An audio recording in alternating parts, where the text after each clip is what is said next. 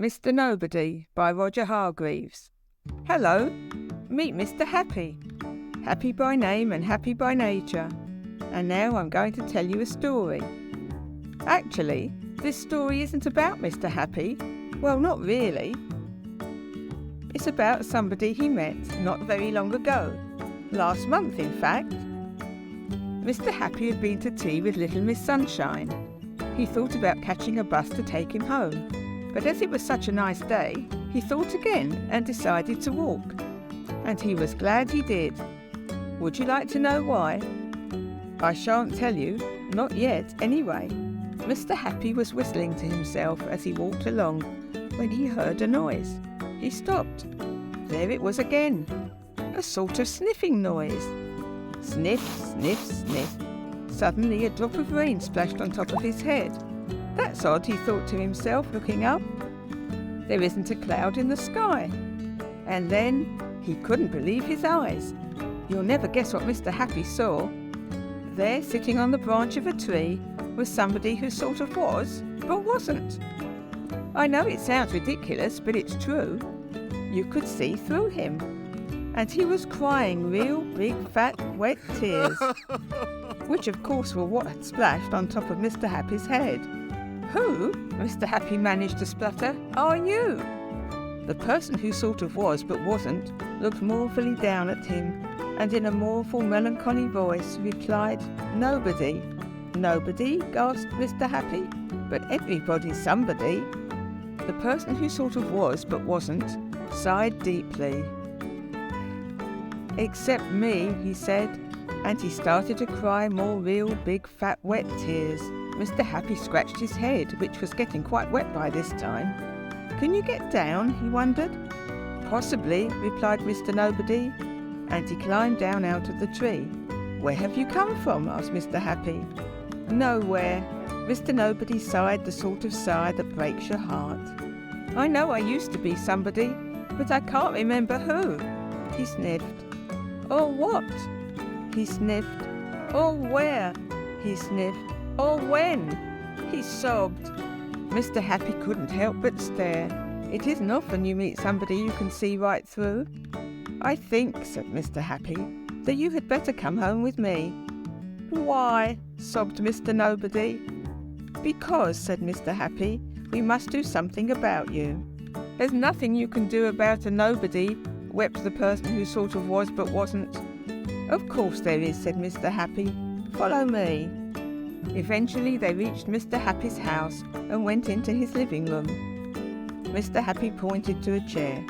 Sit yourself down, he said. It was really quite extraordinary, seeing somebody who was nobody sitting in a chair.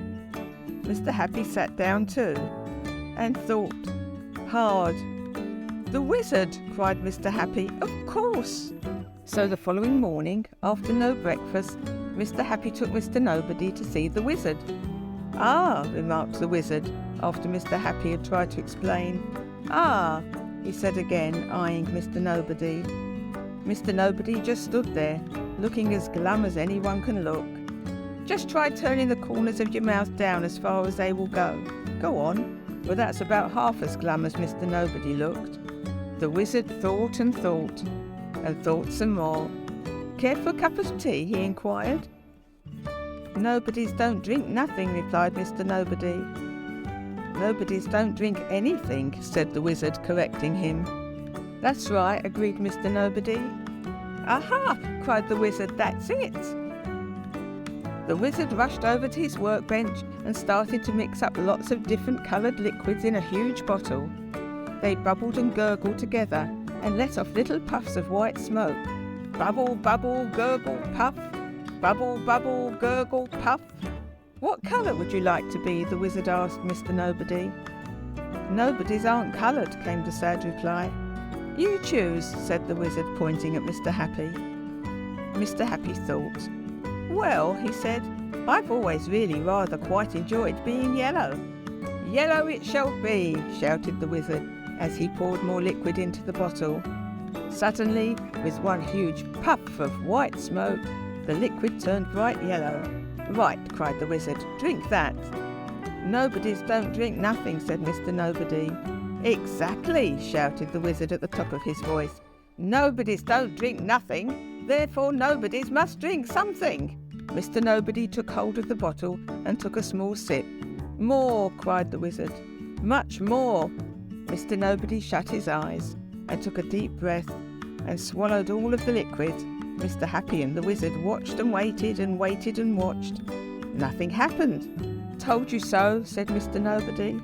And he sighed. Another one of those sighs that break your heart. But wait a minute. Did their eyes deceive them? Or they looked at Mr. Nobody's feet. They were turning sort of, yellow. Yes, decidedly yellow. Definitely yellow. Then Mr. Nobody's legs turned yellow. And then his body. And then his arms. "His nose," Mr. Happy shouted. "What about his nose?" They watched and they waited, and they waited and they watched. Nothing happened. Suddenly, Mr. Nobody sneezed, and immediately after he sneezed was an enormous pop, a tissue pop. His nose turned yellow as well. Oh, I wish you'd been there to see Mr. Nobody's face. His mouth stopped turning down and started turning up and up and up and up again. "Well," chuckled Mr. Happy, "I told you so. Everybody's a somebody."